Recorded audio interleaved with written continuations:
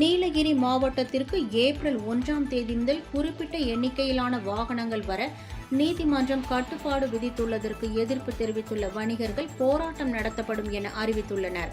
கூட்டத்திற்கு பின் செய்தியாளர்களை சந்தித்த மாவட்ட வணிகர் சங்கங்களின் பேரமைப்பு மாவட்ட தலைவர் ஃபரூக், சுற்றுலாவை நம்பியுள்ள வாகன ஓட்டிகள், வியாபாரிகள், உணவகங்கள், தங்கும் விடுதிகள் என லட்சக்கணக்கானோர் பாதிக்கப்படுவார்கள் என தெரிவித்தார்.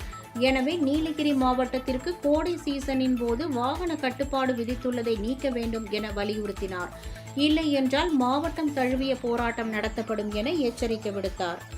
நீலகிரி மாவட்டத்தை பொறுத்தளவுக்கு நம்மளுக்கு சுற்றுலாவும் விவசாயம் மட்டுமே இருக்கு. இன்னைக்கு விவசாயம் விளைபொருட்களுக்கு விலை கிடைக்காத நிலையில மெல்ல மெல்ல விவசாயங்கள் அழிந்து வரக்கூடிய சூழ்நிலையில நீலகிரி மாவட்டம் முழுக்க சுற்றுலாத்துறையை நம்பி மட்டுமே தான் இருக்குது. இங்க வாழ்வாதாரம் இருக்கு. இந்த வாகனங்கள் குறைவாக வரும் பட்சத்தில் நீலகிரியினுடைய வாழ்வாதாரம், பொருளாதாரம் மிகவும் பாதிப்படையும். இங்க வாழுகிற மக்களினுடைய வாழ்வாதாரம் கேள்விக்குறியான ஒரு சூழ்நிலை ஏற்படக்கூடிய ஒரு சூழ்நிலை ஏற்பட்டிருக்கு.